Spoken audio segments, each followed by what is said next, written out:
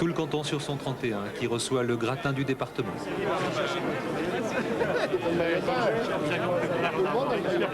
Longue vie à cet équipement qui portera haut et fort les couleurs de la Hague. Et qu'est-ce qu'ils inaugurent comme ça? C'est une usine de quoi? Une usine, tu veux rire? C'est une piscine. La piscine. L'usine, ils ont tout ce qu'il faut à côté.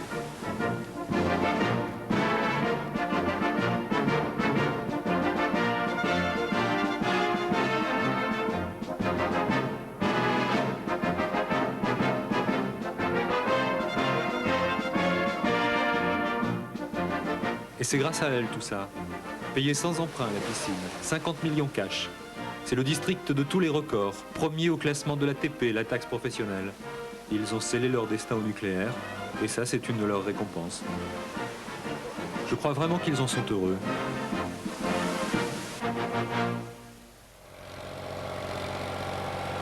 C'est lui? Oui, c'est lui. Il ne va pas à la piscine? Bon, il ira y jeter un œil, l'air de rien. De toute manière, il n'a pas le pied marin. Les gens de la Hague sont des gens de la terre. Lui, c'est un paysan pur beurre. Mais il faut tout de même que je te raconte pourquoi, quand ils viennent ici, mes enfants parlent de l'usine de papy. Là, c'est mon fief, Erqueville, 65 habitants. C'est de là compris? Oui, les forces vives. C'est moi dans les bras de ma mère. Pile au moment où tout s'est joué. À 1000 kilomètres d'ici.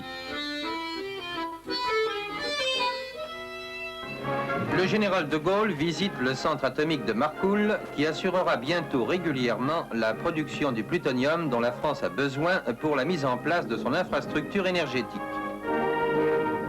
La Ve République sera nucléaire ou ne sera pas. Dès son retour aux affaires en 1958, le général de Gaulle reprend le flambeau de la course à l'atome, qu'il avait lui-même lancé après-guerre avec la création du CEA. Il assiste à un essai de divergence. En visitant Marcoule, il a pour guide le jeune responsable de la construction de l'usine, compagnon de la Libération et brillant ingénieur des mines, qui ne fait pas les choses à moitié. Le général m'a dit, mais alors, s'il y avait un incendie, qu'est-ce qui se passe? Ben, je lui dis, on peut être absolument sûr que l'usine serait complètement contaminée et qu'on serait incapable de la décontaminer et de la réparer. Mais alors, dit-il, il n'y aurait plus de force de dissuasion, il n'y aurait plus de production de plutonium. Ben, je lui dis non. Alors il me dit, mais dans ce cas-là, il faudra avoir une autre usine. C'est ainsi que le futur ministre de la Recherche se mit en campagne. Je suis allé explorer la péninsule du Cotentin et j'ai trouvé que le site de la Hague présentait une particularité unique sur la côte de France. D'abord, c'était à côté de la mer, à côté du raz Blanchard, qui est un facteur de dispersion considérable, mais surtout que s'il y avait un incendie, je revenais toujours à mon idée précise de l'incendie, le 270 degrés de vent porterait vers la mer. Je me souviens très très bien, c'était en avril 1959. J'avais initialement pensé mettre ça dans le bas à proximité du phare, puis après je me suis rendu compte que le plateau était infiniment plus adapté, et je me souviens encore d'avoir levé un nid de courlis, les courlis sur leur nid qui nichaient dans la lande. Nous, à vol d'oiseau, on niche aussi tout près. On est même aux premières loges, juste ici à l'entrée du village, à droite en descendant. Mais à l'époque, personne dans le voisinage n'a eu vent de l'ambitieuse escapade de l'explorateur du général. Un an plus tard, en ce début juillet 1960, mon petit frère fête ses 6 mois et Cherbourg fait un triomphe au président. Il promet un avenir radieux à la ville autour de son arsenal, mais il ne dit rien, pas un mot de ses projets pour la Hague. Or, il est évident que dans les arcanes du pouvoir, tout est quasiment bouclé. L'État patron s'apprête à satisfaire les désirs de 2 élus locaux, 2 adversaires politiques qui réclament une implantation industrielle de poids pour leur Cotentin oublié. Sur ce point, le gaulliste Jacques Hébert et le député socialiste René Schmitt, qui vient de se faire souffler la mairie, sont sur la même longueur d'onde économique. Ils attendent confirmation.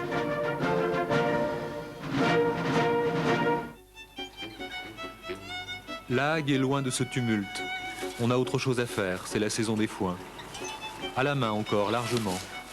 La mécanisation avance à petits pas par ici.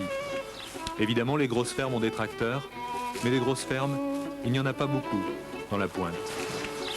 Les clos et les chasses, c'est-à-dire les champs et les chemins, sont trop étroits pour le progrès. On a bien 10 ou 15 ans de retard sur le reste de la France. La France, qui s'occupe de nous, incognito. L'administration a commencé à faire des sondages sur les terrains, même dans des récoltes, sans prévenir personne, et en racontant à ceux qui venaient essayer de se renseigner qu'il allait s'agir d'une usine de casseroles. Casseroles, aluminium, plutonium, la rumeur a sans doute pris naissance entre les secrets de la lande et les mystères de l'atome. Cette année 1960 est celle des premiers essais des bombes nucléaires françaises dans le Sahara. C'est pour ce grand programme de force stratégique et d'indépendance nationale que la Hague va être mise à contribution. Dans la Manche, c'est le 24 août que survient la nouvelle. C'était un mercredi. La veille, la presse était invitée à une très importante réunion en préfecture.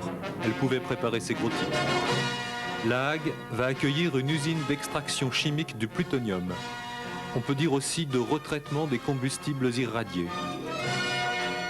Les journalistes découvrent face à eux les deux pères tutélaires du projet. Leurs articles pourront raconter une savoureuse anecdote. Robert Gallet et Jacques Hébert sont deux vieux frères, des frères d'armes. Ils ont servi longtemps ensemble dans le même char de combat. Ça crée des liens. Entre la petite et la grande histoire, le destin de la Hague semblait tout tracé. Tous deux se retrouvent autour de monsieur le préfet Francis Grève pour une nouvelle victoire, en commun. J'ai emmené Gallet à la préfecture et Francis m'a dit, bah, docteur, votre expansion est faite. Voilà. C'était pas une conquête, c'était un cadeau. Restait à en convaincre les gens du cru. Ce sont des départements qui étaient satisfaits d'eux-mêmes. Ils ne se rendaient pas compte qu'il y avait une évolution qui faisait qu'ils allaient décliner. Qu'est-ce que je parlais à des élus locaux, mais la Manche, c'est le premier département laitier. C'est vrai pour le Cotentin et son aristocratie agricole. L'industrie fait peur, surtout parce qu'elle prive la campagne de sa main-d'œuvre. Mais la Hague, presqu'île dans la presqu'île, est un pays à part. Aucun problème de ce côté-là. Alors, le tempérament des gens de la Hague est tout à fait spécial. Mais les gens de la Hague, une fois qu'ils vous donnent leur confiance, ils vous donnent leur confiance totale.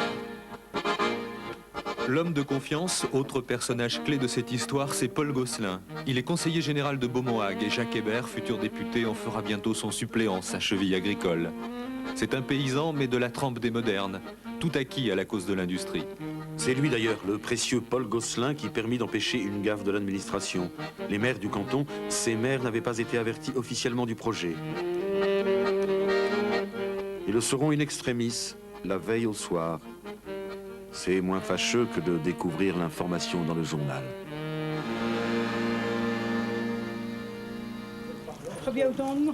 On commence donc à y voir plus clair, fini la perspective des casseroles en aluminium. Mais mes parents ne savent toujours pas à quelle sauce ils vont être accommodés. La moitié de la population de la Hague vit de l'agriculture, plutôt chichement, et l'exode rural menace. Tout à coup, on leur promet la richesse et la prospérité. L'atome est sur toutes les lèvres, la révolution est à leur porte. Ils ne sont pas du genre à lui barrer la route. Évidemment, ils sont méfiants. Mais faut voir.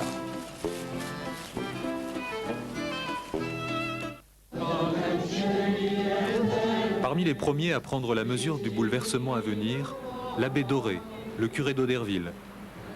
Dès l'automne 1960, encouragé par son évêque, il prend le chemin de Marcoule avec 3 autres prêtres du diocèse. Pour en avoir le cœur net, l'esprit sûr. La perspective de l'usine atomique est pour lui comme un don de la Providence.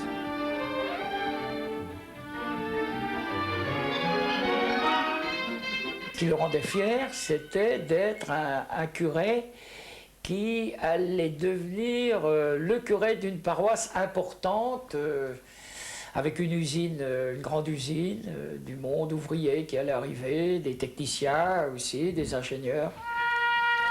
Et l'étonnant conciliateur de la science et de l'esprit va largement s'employer à la conversion de ses ouailles. À longueur d'éditoriaux dans La Voix de la Hague, le bulletin paroissial, l'abbé Doré explique et rassure. L'aspect religieux, c'était plutôt la réaction des gens de la Hague. Comment les bons paroissiens de la Hague, les bonnes paroisses de la Hague, allaient être accueillantes aux étrangers. Ici, on les appelle communément orzins, ce qui chez nous n'est pas péjoratif, et aussi de ces autres mots plus sombres usités à l'époque. L'abbé s'en inquiète. L'apôtre du progrès est aussi le chantre de la tolérance. Toutes ces bonnes œuvres sont évidemment pain béni pour la suite des opérations. C'était au mois de décembre en 1960.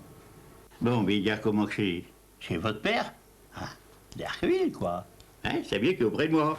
Maurice et Auguste, l'ancien maire adjoint de Jobourg et lui alors conseiller municipal de Herqueville.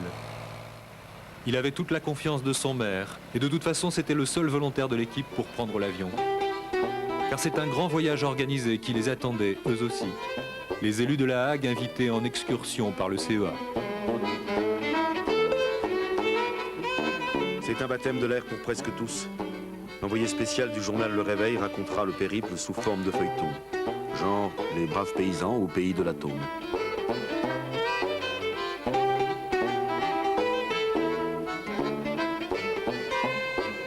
On était reçus comme des princes, quoi. Ils savaient bien ce qu'ils faisaient. Hein. Ce qu'ils faisaient, mais de la communication, pardi, des relations publiques. En 1952, à la faveur d'un premier plan quinquennal, Paul Gosselin était là, au premier rang de ses troupes. de grands appareils. Ils ont vu la vraie grandeur, c'est-à-dire sur 100 hectares, 3 réacteurs nucléaires, une usine chimique de plutonium qui est toute proche de celle qui devait être construite ensuite à La Hague, la foule des techniciens, des ingénieurs, les vignerons autour, les hectares de vignes, les élus, les maires, les conseillers généraux, etc.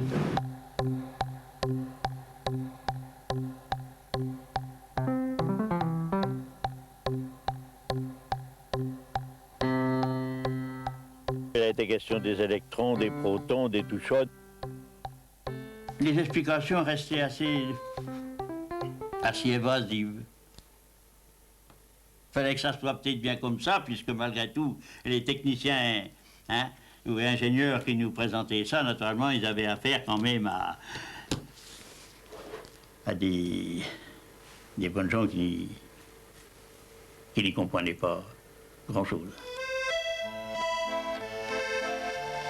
Il visite Bagnols-sur-Cèze et ses cités nouvelles, préfiguration supposée du Beaumont-Hague de demain. Ils font quelques petits tours et détours chez leurs congénères du Midi, histoire de se rassurer un peu plus. Alors on était tous un petit peu pareils. Hein. On a facilement confondu les protons, les électrons, les litrons. Hein. Et l'étape d'Avignon, tu t'en souviens? L'Ambassie. L'Ambassie? La dernière des 3 soirées du voyage. Ah oui, je n'ai pas été une fois là-dedans. Donc vous n'étiez pas du lot, ni Auguste ni toi. Bon d'accord, je vous crois. Enfin, je connais à peu près les noms, mais bon, je ne vais pas les dire. Merci pour eux, tant pis pour l'histoire. De ce séjour épique, Pierre Anquetil, maire d'Auderville et grand versificateur, fera l'un de ses poèmes les plus fameux. Il aura fallu, en ces lieux bien austères, Sur les 40 et quelques premières strophes souffle un air tendre et naïf, une ode à l'âge atomique. Mais dans les derniers vers dédiés aux agents sauvages et aux bruyères, pointent des sentiments mêlés de nostalgie et de légitime méfiance. De tes bruyères si belles s'exhalait un parfum dont la douce senteur était bien meilleure que celle des caravelles ou de ces teutons dont te reste l'odeur.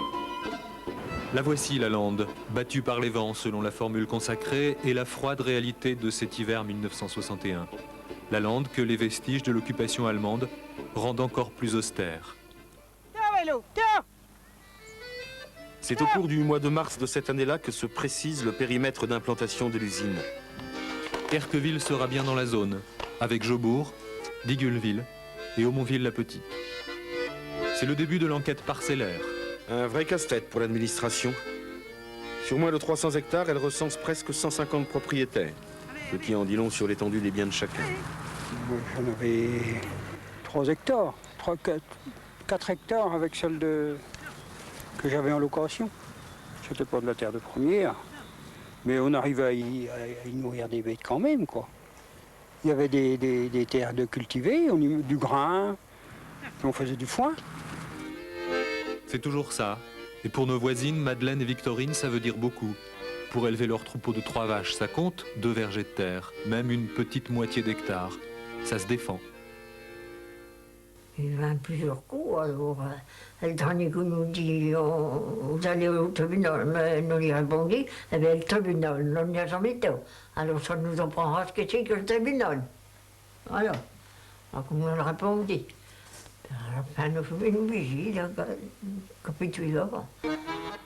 Obligés de capituler parce que là-haut, ça s'active dans la lande. Les géologues entreprennent les études de sol. Urgence et nécessité font loi.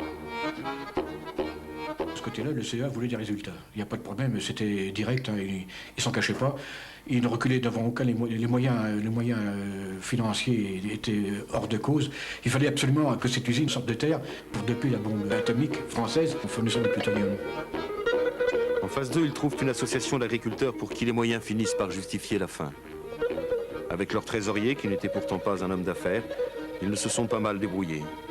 C'était uniquement une question de défense du terrain et d'en obtenir le meilleur prix possible. On ne connaissait rien à l'atome, on s'imaginait pas ce que ça pouvait devenir. Il n'y avait aucune autre considération que cette affaire de défense de la terre et de son prix.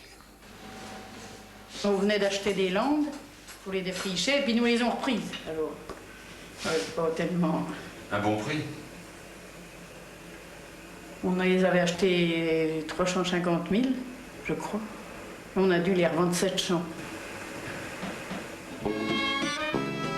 C'est la vérité vraie. Mon père, ce héros, n'a pas fait de résistance. L'État tout-puissant a réussi une opération exemplaire. Bonne conciliation du bien public et des intérêts privés, avec, il faut le dire, toutes sortes d'engagements. Une sereine cohabitation entre les agriculteurs et cette industrie nouvelle, et pourquoi pas, à l'intention des jeunes paysans privés d'une partie de leurs terres, un emploi à la clé.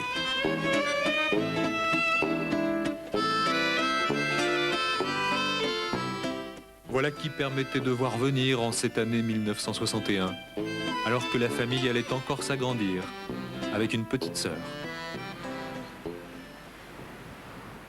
Je me souviens de mon grand-père racontant les tout premiers travaux. On les entendait bien par vent d'amont.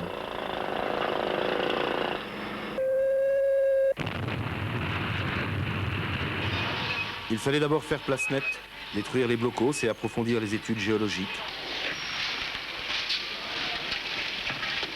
La densité des forages était quand même assez poussée, parce qu'il devait y avoir un forage à peu près tous les 100 ou 150 mètres à peu près, en gros.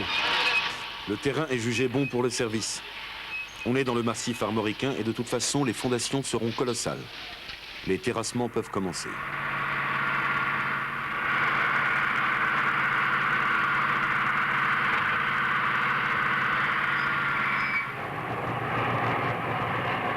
En quelques mois, la lande descend dessus dessous. Comme promis, plusieurs entreprises du Cotentin sont à pied d'œuvre.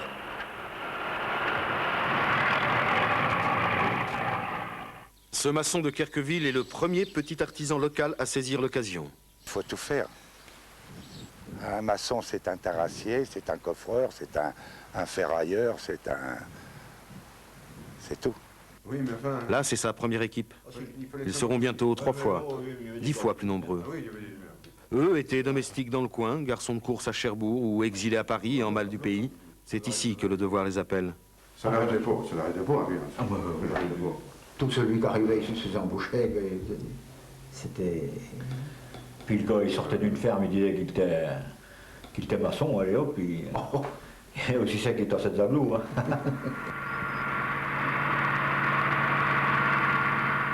Pour qui ne rechignait pas à l'ouvrage, c'était l'aubaine. Il n'y avait pas tromperie sur la marchandise et ses profits. Le salaire, alors là, ça changeait. Hein. Nous, c'était du simple au double. En principe, on faisait 10 heures par jour, mais on les faisait, on les faisait largement. Nous, on faisait, en moyenne, quand on a fait le barrage, on faisait 15, 16, 17 heures par jour. Le barrage, c'est l'autre grand chantier dans l'Anse des Moulinets. une retenue d'eau nécessaire au refroidissement de l'usine. Ici et là-haut, à 2 km dans la lande, on compte alors 900 ouvriers, dont une bonne centaine venus en proches voisins. Ce sont les gueules noires de Dielette, jetées sur le carreau à la fermeture de leur mine et aussitôt recasées dans les travaux publics. C'était l'époque du plein emploi, époque glorieuse et laborieuse. L'hiver qu'il a fait si froid là, j'étais là-bas. Eh ben, tout le monde s'en allait en intempérie et puis nous on était obligés de rester. Ah ben moi là un coup j'aurais bien pleuré. Hein? Ouais, non, Dieu.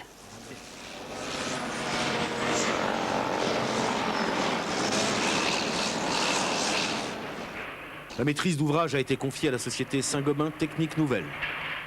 Elle a déjà fait ses preuves dans la construction des installations nucléaires de la vallée du Rhône. Après UP1 à Marcoule, voici UP2. Ça veut dire unité plutonium numéro 2. Et c'est une autre échelle.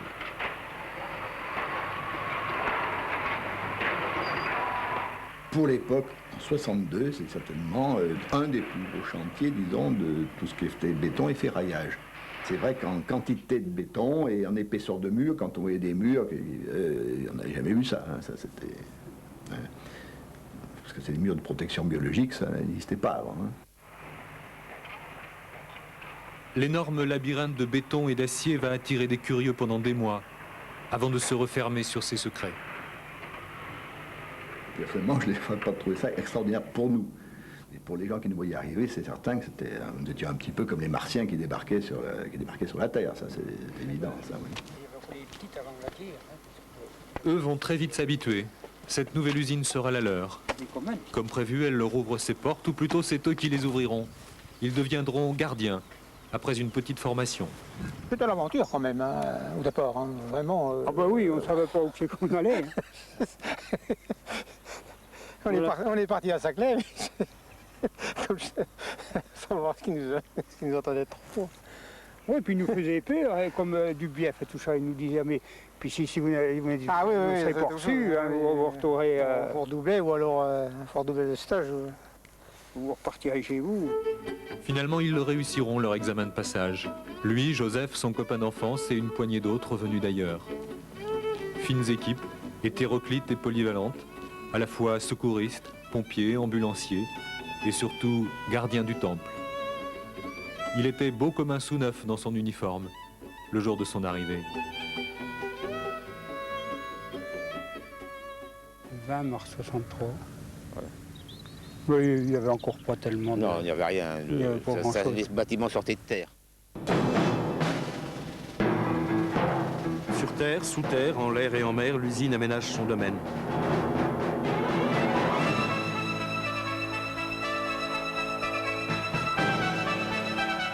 Ici, les installations industrielles et les bâtiments administratifs, dominés par ce qui deviendra le symbole de l'usine, la cheminée. Elle pointe à 100 mètres au-dessus de la lande. Les marins en feront un amer supplémentaire, souvent noyé dans le brouillard, mais sa vocation est tout autre. Évacuer dans l'atmosphère les rejets gazeux, ils sont garantis inoffensifs et seront dispersés aux 4 vents. Inoffensifs aussi les résidus liquides. Après décantation et traitement dans une station spécialisée, ils seront rejetés à la mer. La canalisation dégringole dans la vallée des Moulinets, en passant sous la route départementale, la route de Jaubourg. D'ici, elle file encore plus loin, à 5 km au large, pour rejoindre le raz Blanchard et ses courants titanesques.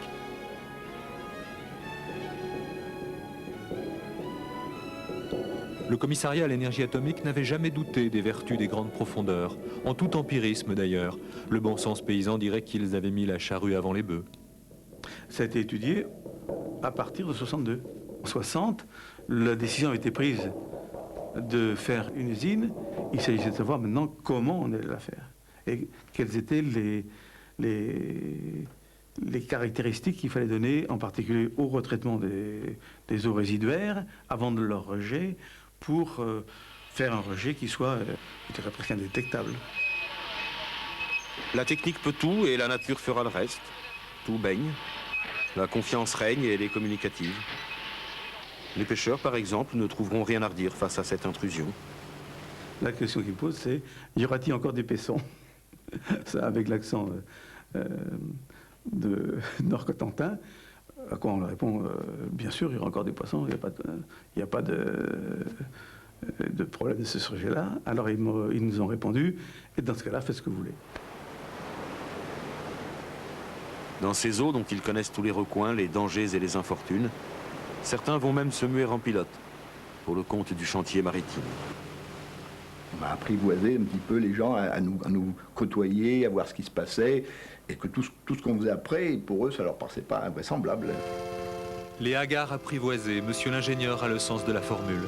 Hagard, ça veut dire farouche. Quand les gens changent, les mots suivent. Certains aujourd'hui préfèrent dire hagué, c'est plus policé.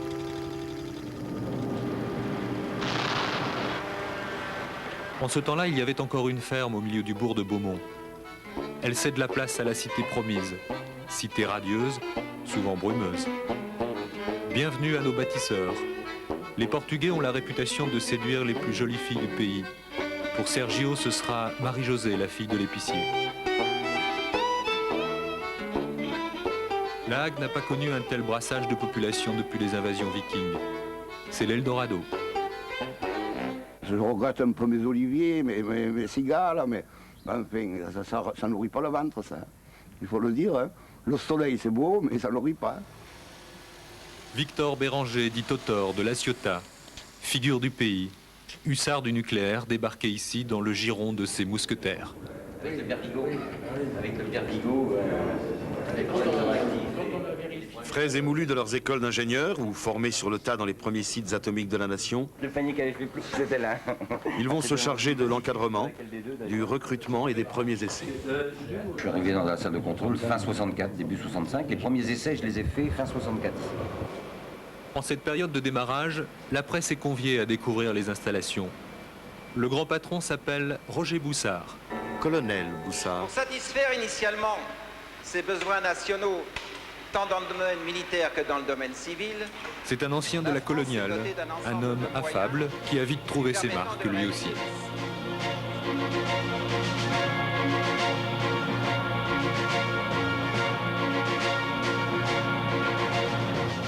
La Hague est bel et bien entrée en religion. La cathédrale atomique s'impose dans le paysage, mais toujours derrière sa clôture. À côté, à part. L'institution est perçue avec respect, mais ses serviteurs avec quelques circonspection. Il faut dire que beaucoup ont pris leur distance. Et plus leur niveau est élevé dans la hiérarchie, plus ils sont loin, à Cherbourg et aux alentours, attirés par les lumières de la ville. Aux yeux des hagards, on ne fait pas pire pour rester un Orzin. C'était les seigneurs. C'était les seigneurs. Ouais. Et puis, on était un peu considérés comme des gens un peu arriérés par rapport au reste de la France. Jeunes mariés et bons chrétiens, ils vont s'employer à intégrer dans la vie locale ceux qui daignent s'établir dans ce bout du monde perdu. Il fallait faire vivre la communauté par ces associations, et puis ça a été le point fort de... C'est le départ de moins de différence entre les gens de Beaumont et les gens du CEA. Et pour les messieurs de la ville et leurs familles, pas de souci. La grève prendra petit à petit. De rallye découverte en méchouilles exotiques au pays de l'agneau présalé, la Hague est aussi le terrain d'aventure des missionnaires du progrès. Le CEA, au travers de son activité sportive et culturelle, a fait beaucoup pour la région. Elle a beaucoup développé. Le théâtre, les concerts, une autre culture que ce qui existait ici. Lui, quand il entend le mot culture, il retourne dans ses clos. L'usine ne changera pas le bonhomme. Double vie, double casquette, gardien paysan, 2 tiers, 1 tiers. Il partait pour 24 heures, il était 48 heures ici. Mais comme il faisait des heures supplémentaires, des fois il était parti 2 jours complets. Et toi tu te débrouillais? Ben, je me débrouillais avec ton grand-père. Je ne me recouchais jamais quand je revenais. Enfin, on dormait 4 heures sur l'usine, quoi. Ah oui, le lendemain soir, on trouvait son lit bon. Hein. Aussitôt qu'il rentrait du CEA, allez hop, je mettais les bottes et puis repartais au boulot. Double vie de labeur, mais tellement bien récompensée, 2 à 3 fois mieux que le petit troupeau de vaches. À la ferme, on faisait 35 000 de lait par mois. La première paye, c'était combien? Je faisais 600 francs par... Enfin, j'étais 60 000 en ce temps-là. 60 000 francs par mois. Et le salaire de base. Alors, il y avait les heures supplémentaires, il y avait prime de panier qui s'additionnait. Et les encouragements de la nation pour les familles méritantes permettent d'accueillir avec faveur le 4e et petit dernier. Encore bravo.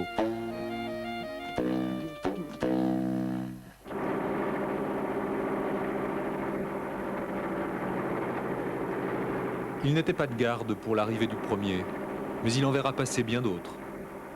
Ce sont les convois de combustibles irradiés. On les appelle les châteaux. À partir du mois de mai 1966, ils arrivent de la centrale nucléaire de Chinon. Il n'y avait qu'un seul réacteur ou 2 réacteurs qui fonctionnaient, donc on avait quelques tonnes de combustible à traiter pour se faire la main. Et peu à peu, on a monté en puissance progressivement. On était au début d'un grand processus. Marcoule avait fait le premier pas.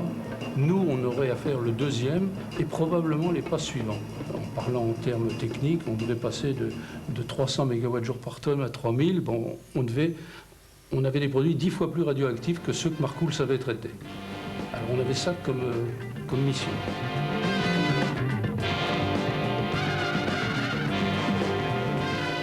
Nous n'étions pas pythonistes au point de dire dans 20 ans, dans 30 ans, ça allait être le fleuron de l'industrie nucléaire même mondiale.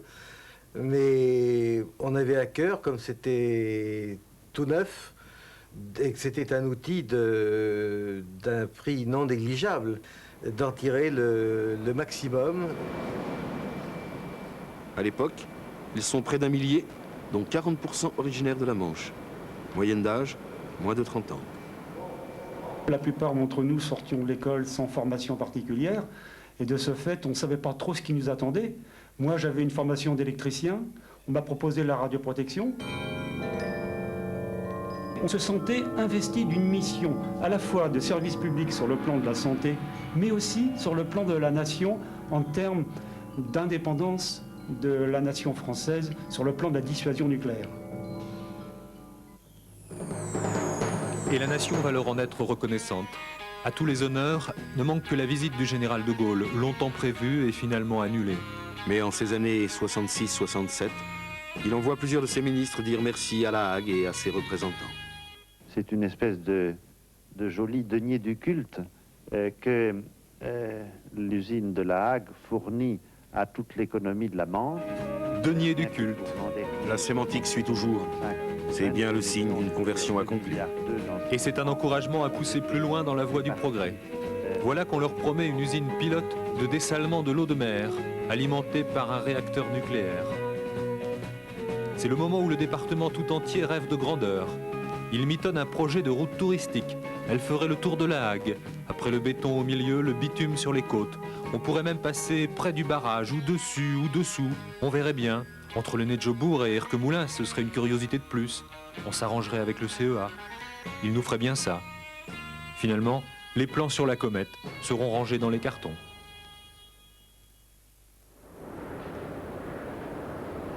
Mais La Hague n'évitera pas d'autres dessins.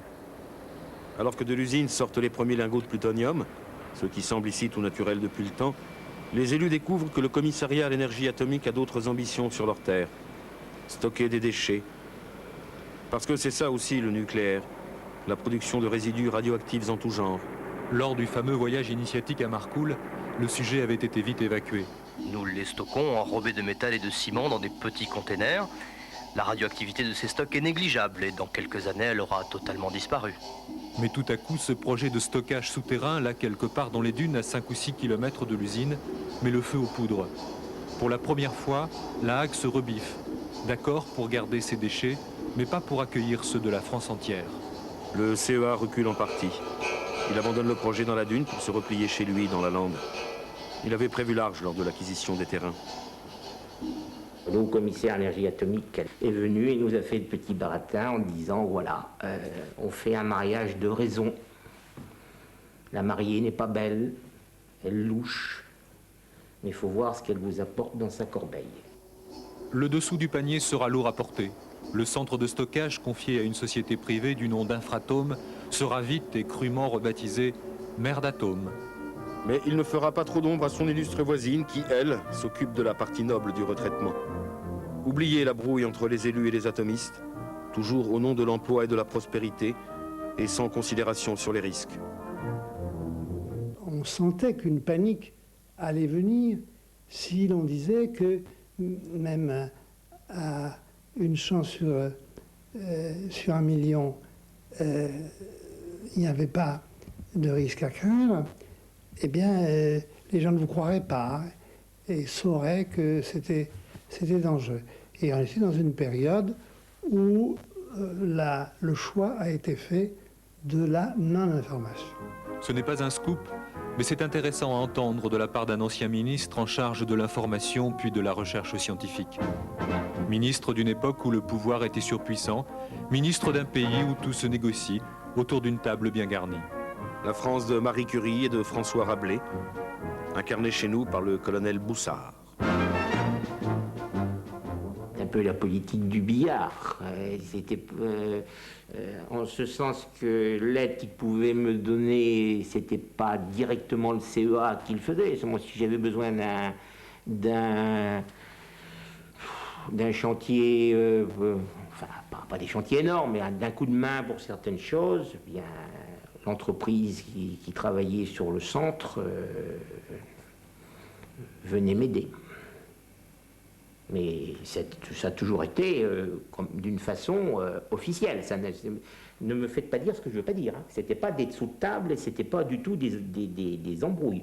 Monsieur Boussard se débrouillait pour... faisait en sorte d'avoir une oreille favorable à nos demandes dans la mesure où elles étaient fondées et faisait tout pour nous aider. Voilà.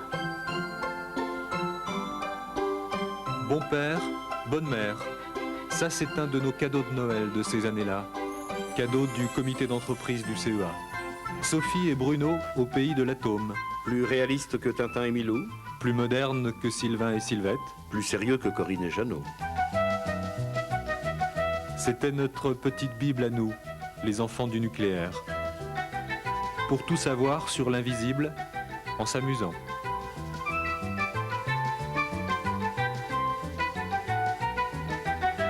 Tandis que les petits s'instruisaient, les grands s'inventaient des aventures sur fond de guerre froide et de sous-marins vengeurs.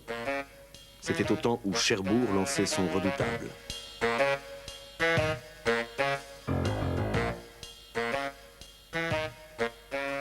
Les sous-marins seraient venus se ravitailler directement dans l'anse Saint-Martin, ils auraient creusé, ils seraient venus sous l'usine. C'était au temps où ça swingait encore avec l'atome. Atome, atome, quand tu nous tiens. Sans que nous le sachions, toutes nos activités ont pris un rythme atomique. Prodigieuse invention du XXe siècle, capable du mal absolu et du bien-être partagé. Rayonnante et innocente. Il faut tout de suite vous dire qu'il n'y a pas actuellement de risque ni de danger pour les populations. L'énergie atomique est encore à ses débuts sur le plan industriel. Par conséquent, les rejets qu'elle effectue peuvent être considérés actuellement comme insignifiants par rapport à l'immensité des mers. Ah, les beaux atomes que voilà! L'uranium est passé par là.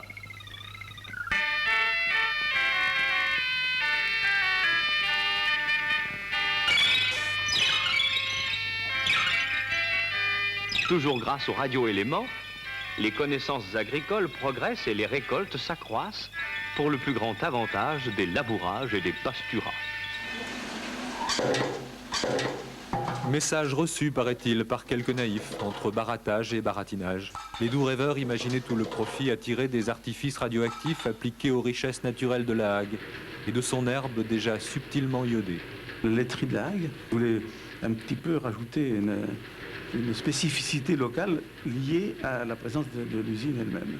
Monsieur Boussard, à l'époque, avait bloqué en disant non, on ne peut pas raconter des choses comme ça, d'autant plus qu'on ne trouvera pas d'iode radioactif dans votre beurre. Hein. On est tombé de haut quand un peu plus tard notre fameux beurre a changé de nom pour des raisons d'image de marque. Et on continuait à nous promettre la Lune. L'atome assure aussi bien la préservation des œuvres d'art que la conservation des légumes frais. Asperges d'Argenteuil, choux de Bruxelles et jasmin d'Espagne seront placés sous la garde de l'ingénieur atomiste. Dans l'euphorie créatrice, on nous présente bientôt un atelier pilote à l'appellation tonique d'Élan 2B. Élan 2B est effectivement une installation unique en Europe.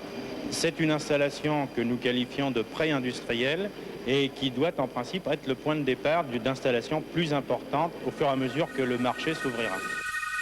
Seulement Élan 2B ne prendra jamais son envol et la Hague restera sur sa faim. La production d'électricité atomique doit se développer rapidement. Entourées de boulevards illuminés, les villes de province ne jalouseront plus l'éclat des capitales.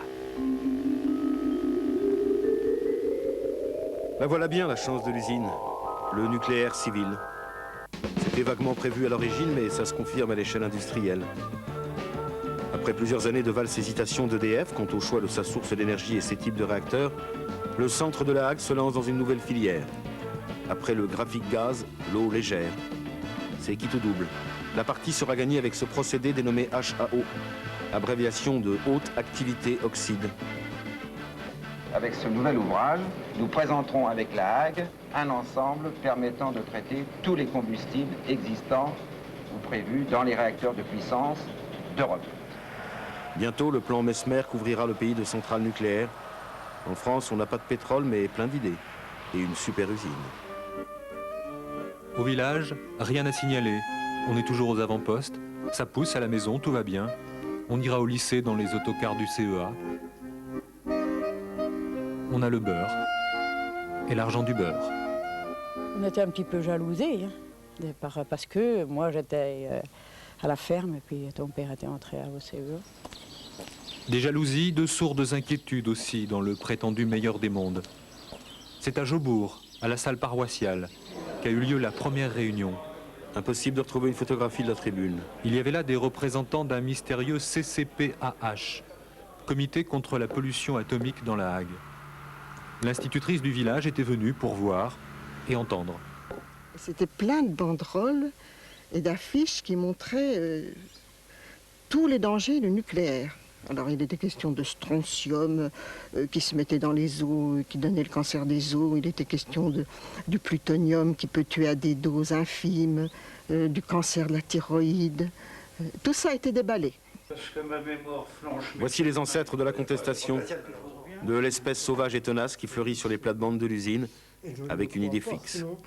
Prouver qu'il y avait des fuites partout et que les chiffres qu'ils donnaient étaient faux. À ça, là, ils ont entendu parler de moi. Nous l'avons rencontré l'autre jour sur la route de Saclay. À ne rien vous cacher, son état ne Comme 10 ou 15 ans plus tôt, c'est encore l'époque où les empêcheurs d'atomiser en rond sont tournés en ridicule. Il avait tenu à vérifier si les affirmations rassurantes des savants sur la parfaite innocuité de leurs travaux étaient bien fondées. Combien de coups qui sont venus me voir, qu'est-ce que vous faites? Moi, je cherche des grenouilles. mon radiomètre qui était là, branché. Seulement, ils sont bien informés. De l'intérieur. Ça bouillonne dans la marmite et c'est le syndicat CFDT qui en soulève le couvercle. En guise de manifeste, les militants réalisent un film intitulé « Condamné à réussir ». Le titre reprend la formule choc de leur direction pour qualifier l'enjeu du retraitement. Les employés ne veulent pas de ce défi. Leur porte-parole à l'écran est un ouvrier de base, un décontamineur. Ce film dénonçait les conditions de travail et démystifiait ce que les salariés faisaient à l'intérieur de cette usine, mais de aussi un objectif beaucoup plus haut, qui était justement l'interrogation que la nation devait avoir par rapport à la mise en place du programme électronucléaire français. Quelque part dans l'usine, une fuite est détectée. Il faut changer au plus vite une pièce défectueuse. Les décontamineurs préparent le chantier en isolant la zone à l'aide de sas en vinyle. On n'a pas voulu faire un film antinucléaire. Comme il n'y avait rien sur le marché, tout le monde s'en est emparé. Et donc tout le monde a pu monter un discours autour de ça, en amont ou en aval. Mais moi je dis ça, c'est la démocratie. C'est parti. Les années Giscard seront bien celles du changement. Contre le rêve nucléaire, l'utopie écologiste. Cet autocollant, on l'avait tous sur nos mobilettes et sur nos cartables. Mobilisation générale contre les projets de centrales.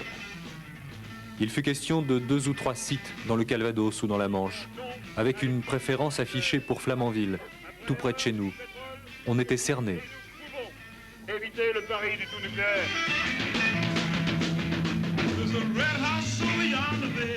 Évidemment, c'était politique. Ça l'était depuis le début. Là, ça devenait moins monolithique.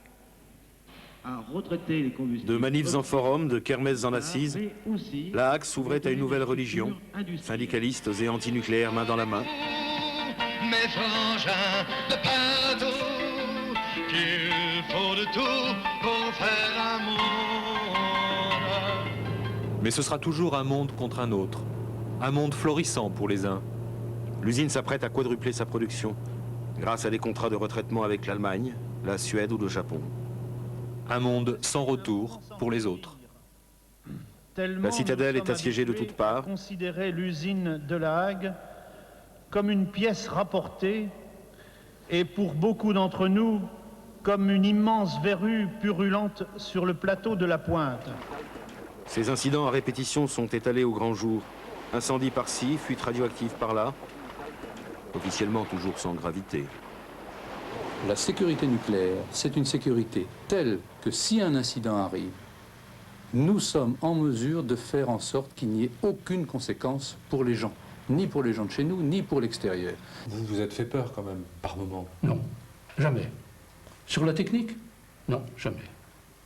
Bon, des problèmes techniques, je veux dire, industriels classiques. Un truc qui vous pète à la figure, des choses comme ça, enfin une vanne qui explose. Oui, mais problème nucléaire, jamais. Les pionniers se sont toujours défendus d'avoir joué les apprentis sorciers. Mais avec le temps, ils confient plus volontiers leurs exploits. Je connais tous les coins, tous les recoins. Toutes les zones, j'ai fait.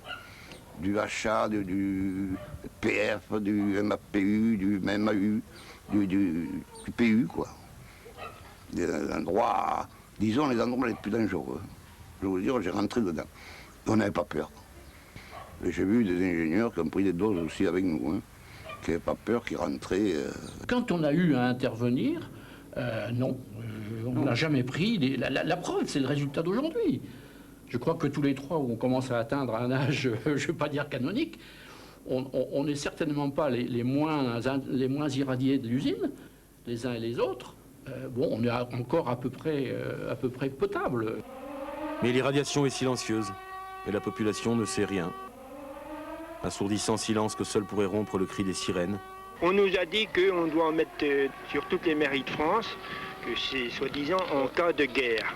Moi, je n'y crois pas, parce que le fait qu'il n'y ait que dans notre coin qu'il y ait des sirènes, vous savez, hein, pour moi, c'est tout de même en cas d'accident là-haut. Elles sont là pour prévenir d'un éventuel plan d'évacuation, leur dira-t-on plus tard, la belle affaire, qui va largement alimenter les inquiétudes. Ce serait tellement simple, par exemple, de couper le cap de la Hague du reste du monde. Et pourquoi pas toute la presqu'île du Cotentin? C'est des gens qui rêvaient ça, puis ils racontaient. Oh, il y a eu tellement de balivernes. De la Sornette à l'angoisse refoulée, il n'y a pas bien loin. À leur poste de garde, ils en ont entendu de bonnes. Quelquefois à l'usine, les étrangers qui sont venus, ils croyaient qu'ils trouvaient drôle qu'il y ait encore de l'herbe et des arbres autour de l'usine. On leur avait dit que tout était brûlé. C'était des Allemands. Moi, une fois, il y a quelqu'un qui m'a dit « Oh, mais il y a, je sais pas si c'est 14 Japonais qui sont dans des cercueils en plomb à l'intérieur de l'usine, qui ne savent pas quoi en faire. »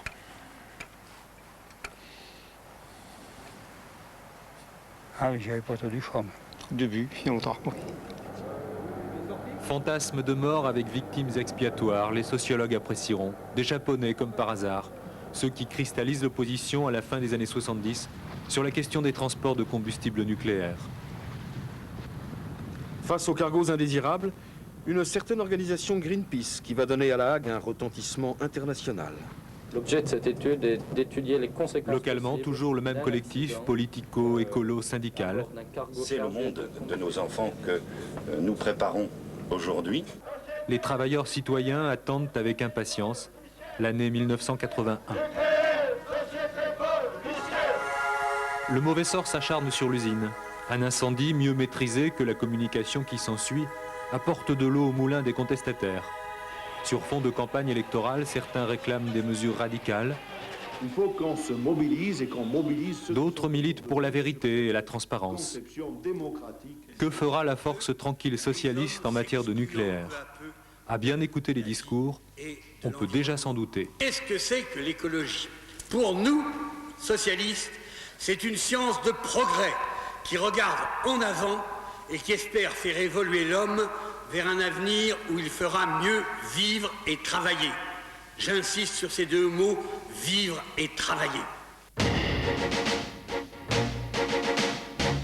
Tout est dit. La suite cousue de fil blanc. Une histoire à rebondissement pour un destin inexorable. Au nom du réalisme économique, des grands enjeux, des choix énergétiques, la France socialiste confirme sa vocation nucléaire et a fortiori celle de la Hague. 20 ans après la première, voilà la deuxième usine. On dit que c'est le plus grand chantier d'Europe avec 7000 employés.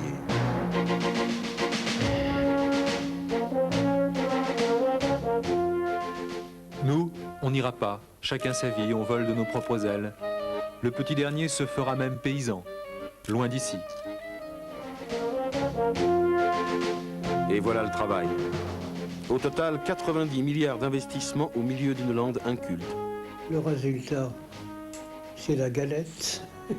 C'est la poule aux œufs d'or, le plus grand complexe nucléaire du monde pour une petite collectivité d'à peine plus de 10 000 habitants. Vous vous rendez compte de l'évolution qui s'est faite avec le district? Il y a des salles de fête de partout. Vous avez 3 stades là. Sans compter les grandes réalisations qu'on appelle ici équipements structurants. Un planétarium, des bases nautiques, la fameuse piscine, une ferme du 17e transformée en centre culturel. Il y a des chantiers partout et des projets plein les tiroirs. Même l'église a été rénovée. Ah, on est devenu très riche, hein, ça c'est sûr. Avec un budget annuel de 260 millions de francs, le district lui-même est devenu le deuxième employeur de La Hague, avec plus de 300 salariés. C'est un agriculteur qui en est le président. Extraordinaire. Chef indien sur ses terres.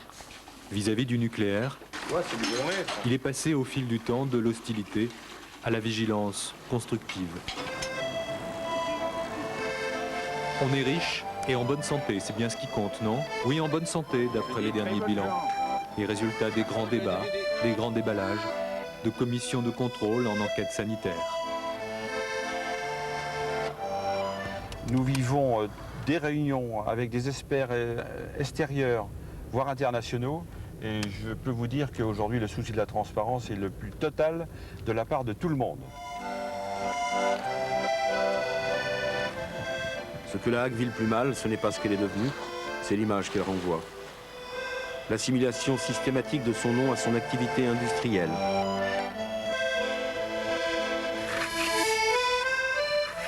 Après tout, son univers familier n'a pas tellement changé.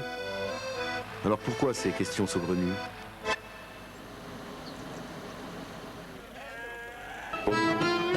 Comme s'il ne restait que des fantômes, oui c'est ça, des fantômes à casquette.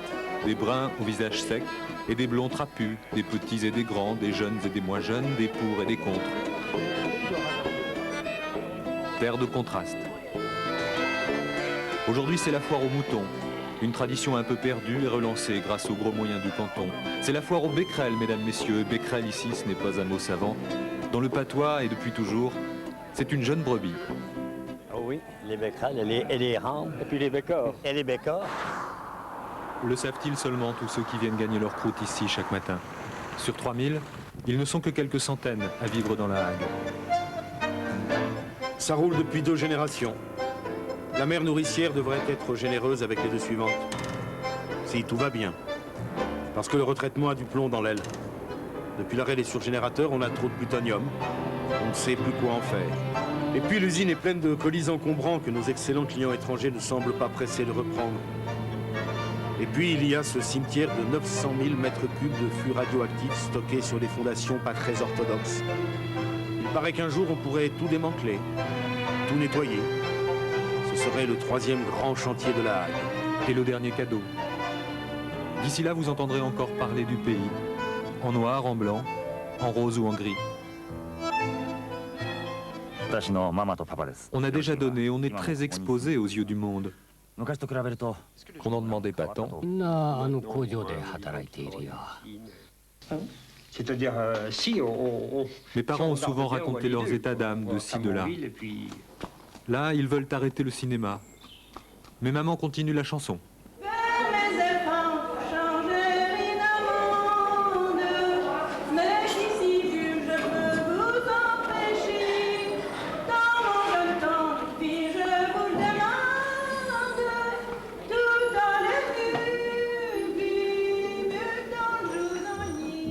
C'est bon le petit air de la nostalgie, mais tu sais, ça ne fait pas avancer. Regarde les filles du pays au bras de leur prince charmant atomique.